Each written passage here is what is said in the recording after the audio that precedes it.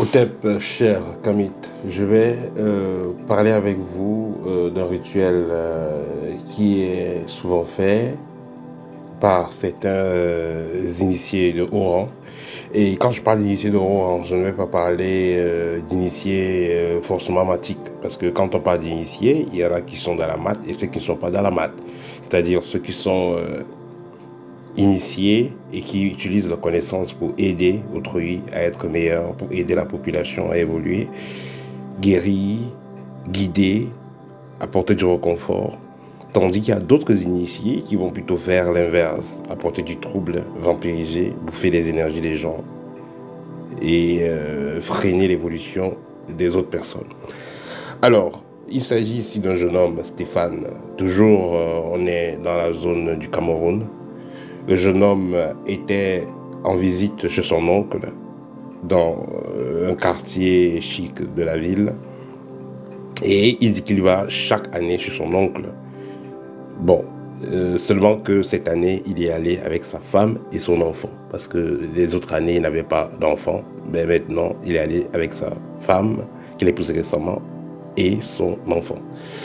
Alors, arrivé chez son oncle, la table était faite parce qu'il allait là-bas pour manger. Il est arrivé dans les 13 heures, la table était faite. Il y avait un peu de musique. Et dès que son oncle est descendu, sortant de sa chambre, il est descendu 1 heure plus tard. Quand son oncle est descendu, il fallait donc que les gens commencent à manger. Et ils se sont bien régalés. Ils ont bien mangé, il a bien mangé. Et il dit qu'avant de commencer à manger, ils se sont levés, ils ont fait la prière. Quand on arrive chez mon oncle, il y a une grosse croix de Jésus là, à la cuisine, au salon, un peu partout. Voilà, et que généralement les prêtres viennent bénir la maison, parce que son oncle est fervent catholique. Alors, ils ont bien mangé, et après, il y a eu de la danse et l'oncle partageait les billets de 5000 francs CFA, les billets craquants. Ils sont restés chez l'oncle jusqu'à 21 h et voilà, ils ont pris la route pour rentrer chez eux. Le lendemain, disons même déjà à partir de la même nuit, il dit qu'il ressentait comme des fourmillements dans le ventre. Et sa femme aussi ressentait les fourmillements. L'enfant également ne se sentait pas bien. Parallèlement, la nuit, il n'a pas eu de beaux rêves, donc c'est-à-dire qu'il a eu cauchemars et des rêves bizarres où on le poursuit. Sa femme a eu des rêves où elle est en train de faire la cuisine et tout ça. Et le jeune homme m'a pris dans consultation pour savoir qu'est-ce qu'il en est. Est-ce qu'il s'agit là d'un envoûtement? Voilà. En fait, il est important de noter que il y a plusieurs types d'envoûtements que les initiés, que les mystiques font sur les repas. C'est pas parce que vous allez être chez quelqu'un et vous mangez avec la personne à la même table que la nourriture n'est pas envoûtée. Pas du tout. Tout dépend du niveau d'évolution, niveau d'expertise, niveau de pratique, niveau d'expérience du pratiquant. Voilà, c'est pas parce que vous avez vu quelqu'un préparer la nourriture, il mange avec vous, vous croyez que la nourriture est simple. Non.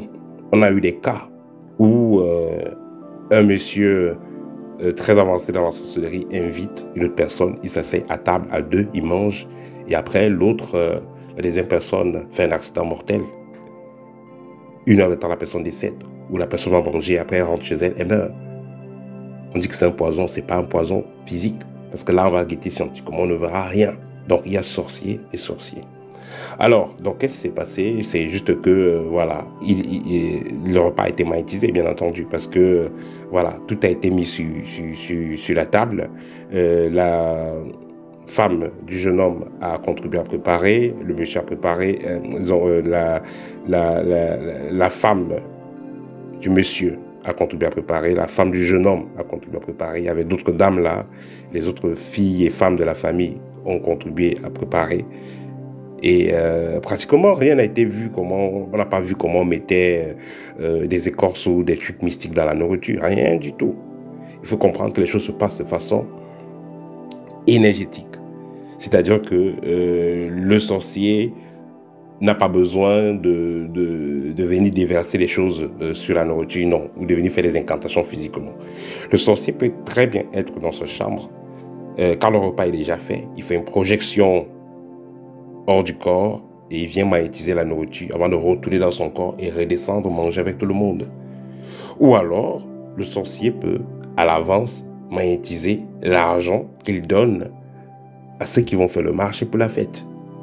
Il a donné l'argent à son épouse ou au cuisinier, et le cuisinier, l'argent a été magnétisé bien entendu, et le cuisinier va acheter à manger. Tout ce que le cuisinier aura acheté à manger, tout ce que le cuisinier va acheter comme nourriture à manger, tout ça sera magnétisé.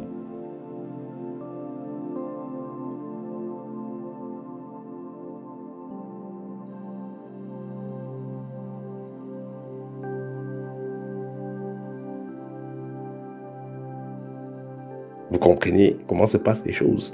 Donc voilà, donc façon avancée d'envoûter les aliments. Ensuite, ils ont dansé. Et l'oncle a fait le farotage, il partageait les billets de 500 000.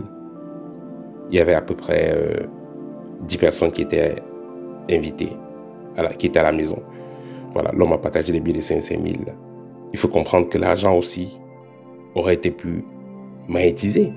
Parce que voilà, beaucoup surtout en fin d'année comme ça, ces gens-là, quelqu'un va prendre l'argent, il dort avec, hein, il prend une enveloppe de 100 000 francs, en 500 000, il dort avec.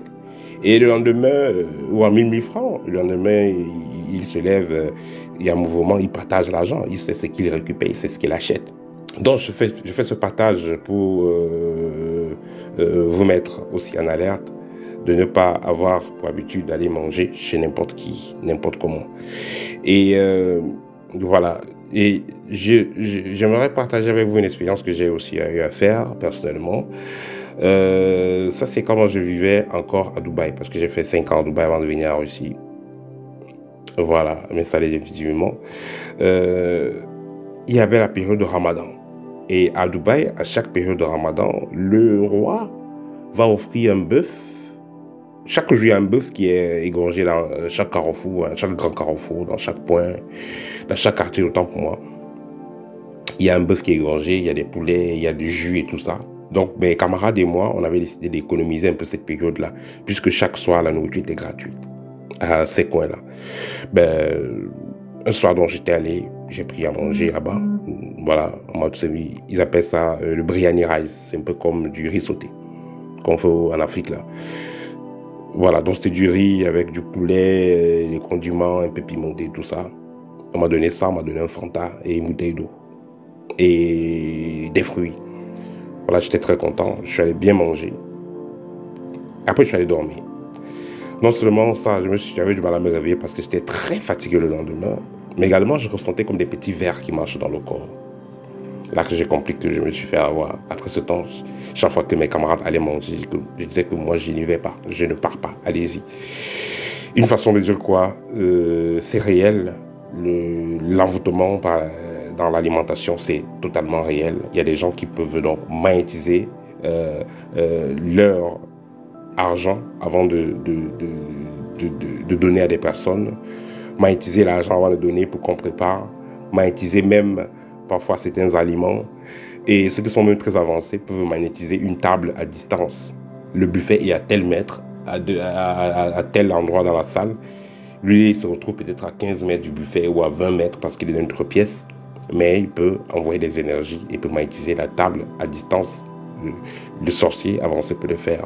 Il peut magnétiser une table donc à distance. Alors, qu'est-ce que vous devez donc faire? Déjà, éviter d'aller manger chez n'importe qui, n'importe quand, n'importe comment.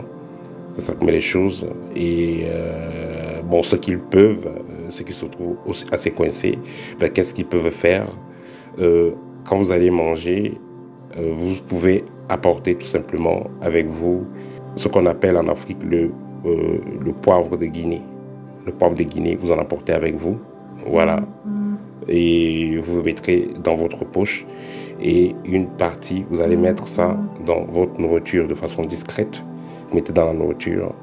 Voilà. Vous mangez avant de manger votre nourriture. Vous mâchez un peu, quelques graines. Ou après avoir mangé votre nourriture, vous mâchez quelques graines. Voilà. C'était le petit partage que je voulais faire avec vous. Si quelqu'un a, si certains d'entre vous, vous avez également besoin de faire une consultation, n'hésitez pas, je serai ravi d'échanger avec vous. Au TEP et à très bientôt.